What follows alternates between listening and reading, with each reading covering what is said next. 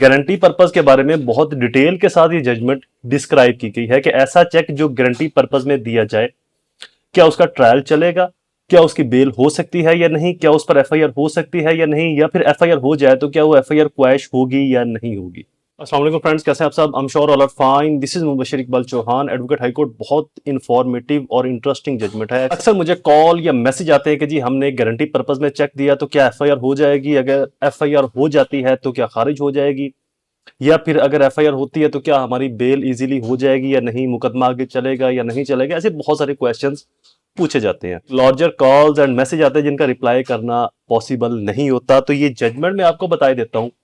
Guarantee purpose के बारे में बहुत डिटेल के साथ ये जजमेंट डिस्क्राइब की गई है कि ऐसा चेक जो गारंटी पर्पस में दिया जाए, क्या उसका ट्रायल चलेगा, क्या उसकी बेल हो सकती है या नहीं, क्या उस पर एफआईआर हो सकती है या नहीं, या फिर एफआईआर हो जाए तो क्या वो एफआईआर क्वैश होगी या नहीं होगी। जजमेंट साइटेशन भी बताऊंगा, पहले आपको इसकी प्रोपोजिशन बता दूं आसान अल्फाज में, फिर आपको समझा भी देता हूं।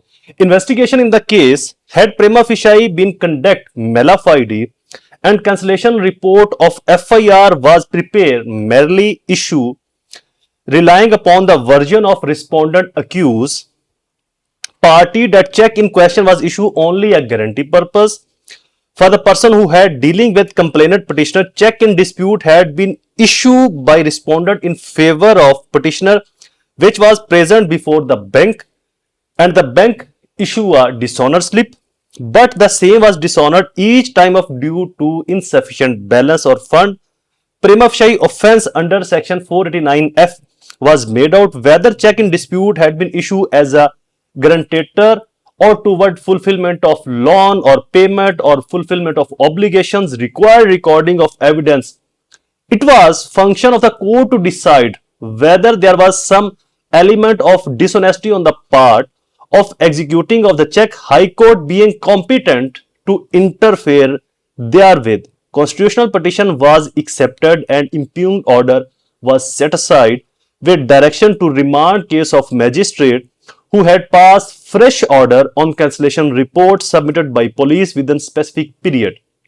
2007 YLR 518 जजमेंट की साइटेशन है। अब आपको आसान अल्फाज में समझाता हूं। एक शख्स ने गारंटी पर्पस चेक दिया दूसरे को, दूसरे ने एफआईआर करवा दी। जब उसके ऊपर डिसऑनर इनसफिशिएंट बैलेंस की स्लिप लगी, डिसऑनर ऑफ चेक हो गया। जब वो चेक डिसऑनर हो गया, इनसफिशिएंट बैलेंस की स्लिप लगी, तो दूसरे शख्स ने एफआईआर करवा दी। अब अक्यूज ने पुलिस के साथ मिल मिला के या व्हाट्सएवर जो भी आप कह लें इसको, कैंसिलेशन रिपोर्ट तैयार करवा ली कि जी ये चेक मैंने गारंटी पर्पस में दिया था, इसकी एवज मेरी कोई लाइबिलिटीज मौजूद नहीं थी, इसने पैसे किसी और से लेने थे, उसकी जमानत के तौर पर मैंने चेक दिया, तो मैंने ये जमानती चेक दिया है गारंटी पर्पस में। मेरी कोई भी लाइबिलिटीज, किसी भी तरह की ऑब्लिगेशन, जिम्मेदारी या लोन के मुतालिक कोई भी जिम्मेदारी मौजूद नहीं, इंटैक्ट नहीं। पुलिस ने इसके ऊपर कैंसिलेशन रिपोर्ट तरतीब कर ली और मजिस्ट्रेट साहब के पास भिजवा दी। जो कंप्लेनेंट था, मदई मुकदमा था, वो हाई कोर्ट में चला गया। हाई कोर्ट ने ना सिर्फ ये ऑर्डर सेटिस्फाइड किया बल्कि ये कुछ प्रिंसिपल्स भी इंश्योर किए कि एक जो चेक है वो गारंटी पर्पस में दिया गया या उसके इवज कोई लाइबिलिटीज थी, जिम्मेदारियां थी, इसको ट्रायल कोर्ट ने एविडेंस रिकॉर्ड करने के बाद ही इंश्योर करना है। वैसे कैसे पता चलेगा? सिर्फ गारंटी लिख देना चेक के ऊपर तो काफी नहीं कि गारंटी पर्पस में था, आया कोई और जिम्मेदारी तो नहीं थी। अब फर्ज मान एक बंदा जमानती तौर के ऊपर चेक दे रहा है तो वो भी तो एक जिम्मेदारी है ना, उसने एक जिम्मेदारी फुलफिल करनी है, तीसरे से पैसे लेकर दूसरे को देने हैं, तो ये भी तो एक अपने आप में जिम्मेदारी हुई। तो लिहाजा जरूरी नहीं कि सिर्फ लोन की वजह चेक दिया जाए वही क्रिमिनल लाइबिलिटीज के अंदर फॉल करेगा, जो जिम्मेदारी की वजह दिया गया है वो भी क्रिमिनल लाइबिलिटीज के अंदर फॉल करेगा। अब हाई कोर्ट ने केस रिमांड कर दिया मजिस्ट्रेट के पास कि आप इसका ट्रायल कंडक्ट करें, एविडेंस रिकॉर्ड करें और मेरिट के ऊपर फैसला करें। पुलिस की कैंसिलेशन रिपोर्ट इसके अंदर नहीं बनती, ना ही पुलिस इसमें कैंसिलेशन रिपोर्ट बना सकती है। Same as it is honourable high court ने इस जजमेंट में यह डिसाइड किया कि गारंटी पर्पस में भी जो चेक होगा वो इनिशियल और प्रेमा फेसाई क्रिमिनल लाइबिलिटीज के अंदर फॉल किया जाएगा। उसको मुजरमाना जिम्मेदारी के अंदर या मुजरमाना तनाजुर में ही देखा जाएगा अगर किसी ने गारंटी पर्पस में या शोर्टी पर्पस में भी चेक दिया है तो। इन अदरवाइज कुछ सिविल लाइबिलिटीज उन दोनों के दरमियान में कोई कंटिन्यू ना हो। अब सिविल लाइबिलिटीज क्या हो सकती है? मैंने मोस्ट ऑफ टाइम ऐसी वीडियोस बनाई जहां पर मैंने ये बताया कि आप चेक को क्रिमिनल लाइबिलिटीज से पहले सिविल लाइबिलिटीज के अंदर इंटेक्ट करवा सकते हैं, शामिल करवा सकते हैं। उसका तरीकेकार है कुछ सिविल दवाजात की सूरत में।